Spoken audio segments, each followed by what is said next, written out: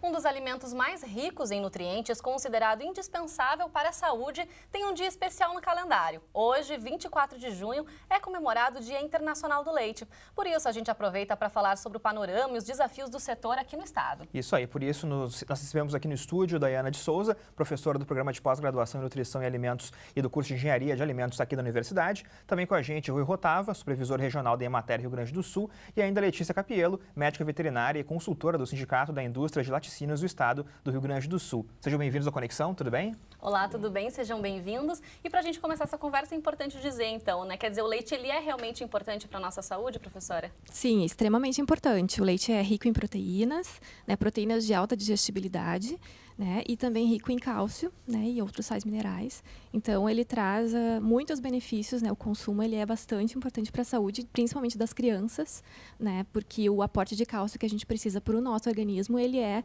formado, né, a gente acumula ele durante a infância e a adolescência. É importante então, ele é fundamental para o desenvolvimento. Né? E, professora, mesmo esse leite que chega na caixinha na nossa mesa em casa, ele tem todas essas propriedades? Ele não acaba perdendo aí os nutrientes durante o processo? Como é que funciona? Não, ele tem sim. Ele tem o tratamento térmico que é feito na indústria para fazer a inativação de micro-organismos, né, a pasteurização ou a esterilização.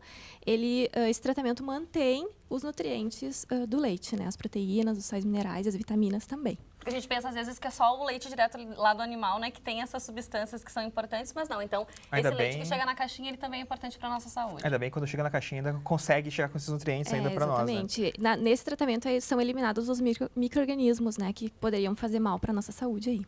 E bom, Rui, como é que então a Emater trabalha nesse cenário então do leite até ele chegar na mesa do consumidor? A Emater não trabalha só com leite, né? Nós trabalhamos com toda a gama de produtos agrícolas, incluindo o leite. É claro que o leite representa uma parcela importante de trabalho dos nossos técnicos e dos produtores. E a gente vê com muita preocupação o fato de que as fraudes vêm acontecendo.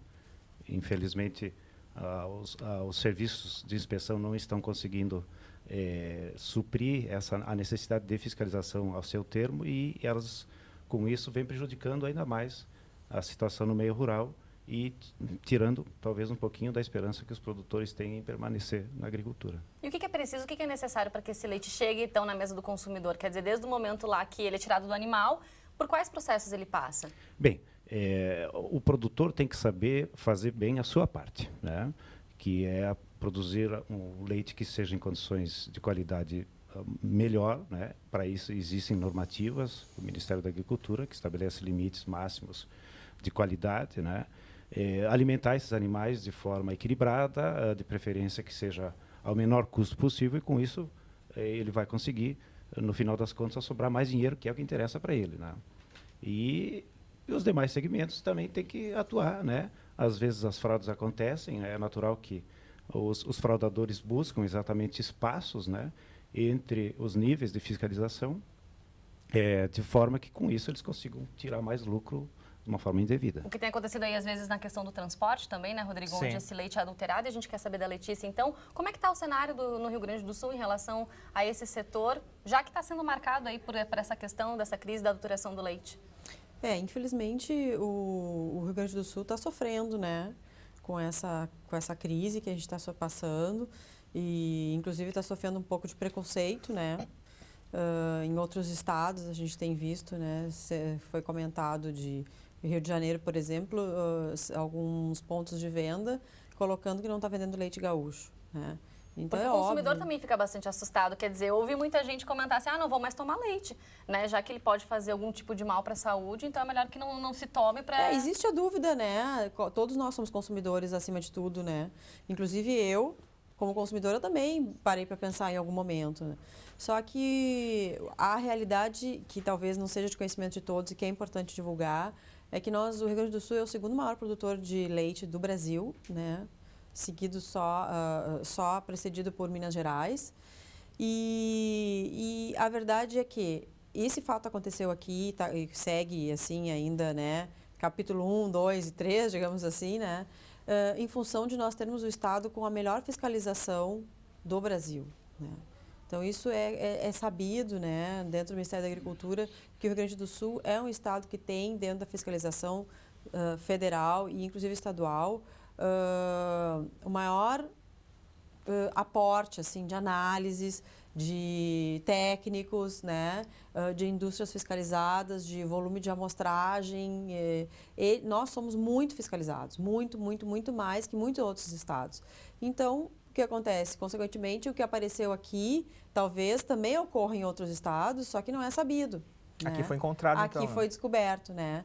E então, assim, a verdade é, se acontece no Rio Grande do Sul, acontece em todos os estados do Brasil. Isso, sem dúvida nenhuma. Né? E como é que o Sindilat tem ajudado, então, nas investigações Como que a gente desse tem caso? combatido isso, né? A gente tem que combater isso diariamente, né? Essa fraude, que a primeira que foi anunciada do formol, ela é uma fraude muito antiga, né? Em termos de formol. O formol antigamente era realmente utilizado como fraude para uma substância que mantém o leite assim... Para que ele não estrague. Para que ele não estrague tão rapidamente, né? Só que isso já tinha caído em desuso há muitos anos, né? Então, se descobriu agora que a fraude era através de ureia. O combate é pressionar o produtor e o transportador para que ele faça, como o colega que falou, né, o seu trabalho bem feito, para que não precise isso, para que não seja necessário colocar nenhum aditivo no leite para conservá-lo, né? E, por outro lado, a indústria afinar, né, os seus controles. A indústria já fazia, todas as indústrias fazem uma gama enorme de indústrias de análises. Isso era feito muito antes das fraudes, da descoberta dessas fraudes. E o que aconteceu só foi realmente o refinamento disso, né? Então, antes se fazia uma amostragem de, por exemplo, 10 amostras por dia na indústria, hoje se faz 30. Né? Obviamente que o incremento dessas amostras acontece o quê? Diminui, aumenta, aliás, o tempo que as cargas ficam aguardando a liberação na indústria. Isso é um prejuízo para o produto no final das contas, porque o produto fica parado, né?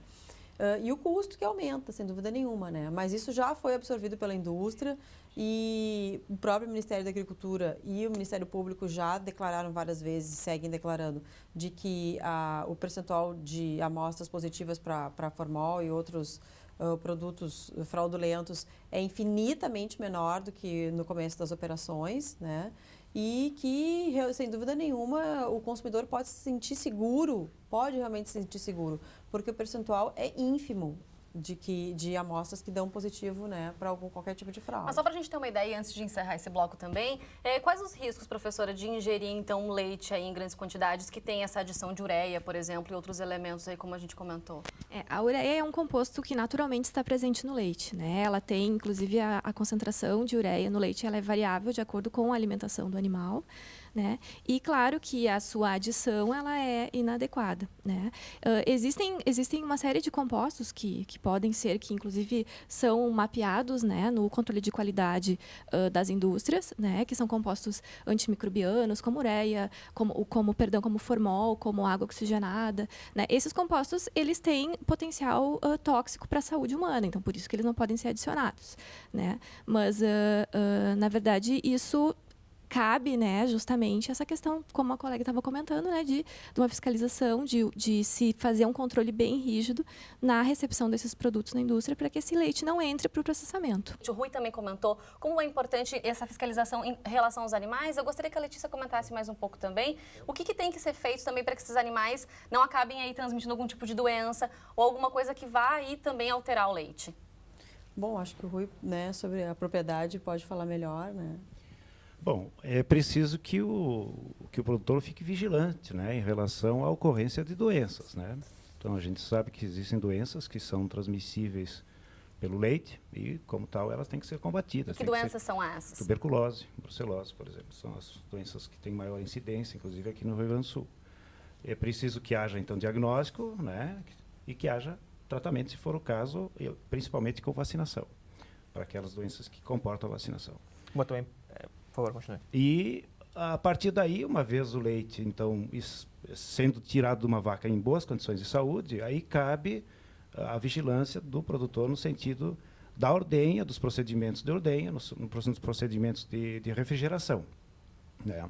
Porque a contaminação bacteriana ela pode acontecer. Normalmente é difícil se trabalhar em condições de zero contaminação, mas Aí entra a questão de tecnológica, no sentido de que o equipamento que ele tem pode ser dos mais simples, os mais complexos, ele tenha a temperatura adequada e na velocidade adequada de refrigeração. Então, com isso, ele vai estar oferecendo para a indústria, né, o leite nas melhores condições possíveis. E a questão do transporte, professora, como é que funciona para manter também todo esse processo higiênico?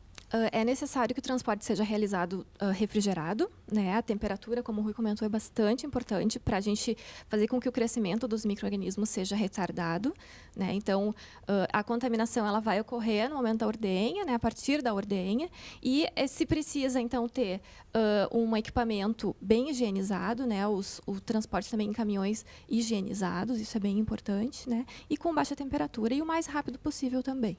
É importante que o leite chegue logo à unidade de beneficiamento. E Letícia, o que a gente pode dizer em relação às cooperativas e à indústria? Tem diferença hoje quando a gente fala sobre isso? Na maneira como lida, então, com o produto? Não, tecnicamente não existe diferença. Indústria é indústria, né? Independente de ser cooperativa ou não.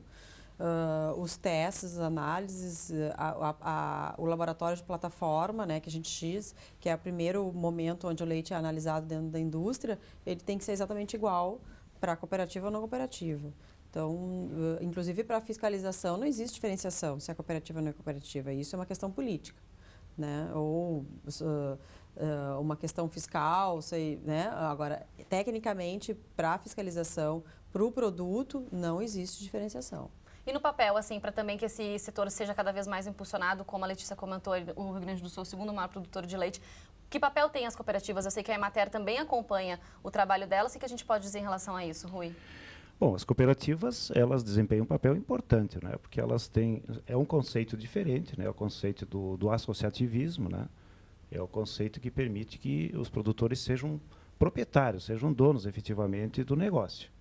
Então, a Emater trabalha com o modelo do cooperativismo, estimula, nós sabemos das dificuldades, dos desafios que existem se manter uma cooperativa em pé, em condições de trabalhar e principalmente não dando prejuízo para os seus proprietários, para os seus produtores, né?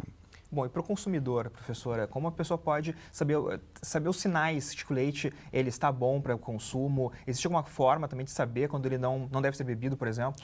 A gente tem que sempre respeitar as datas de validade do produto, né? Quando a gente for comprar um leite sempre só pasteurizado, a gente tem que sempre respeitar as questões de temperatura de armazenamento, né? E depois que o leite for aberto, ele deve ser consumido de acordo com a indicação do fabricante, né? O número de dias da pós-aberto deve ser sempre respeitado, que às vezes a gente acaba esquecendo.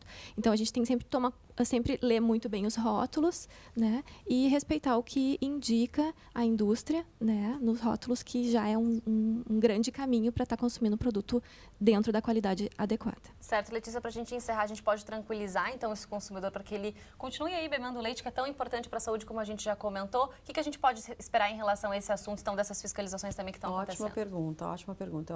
Eu sempre gosto de comentar o seguinte: é importante que o consumidor saiba que até hoje não foi comprovado nenhum caso sequer de doença, né, causado pelos fatos das fraudes que têm sido divulgadas, né?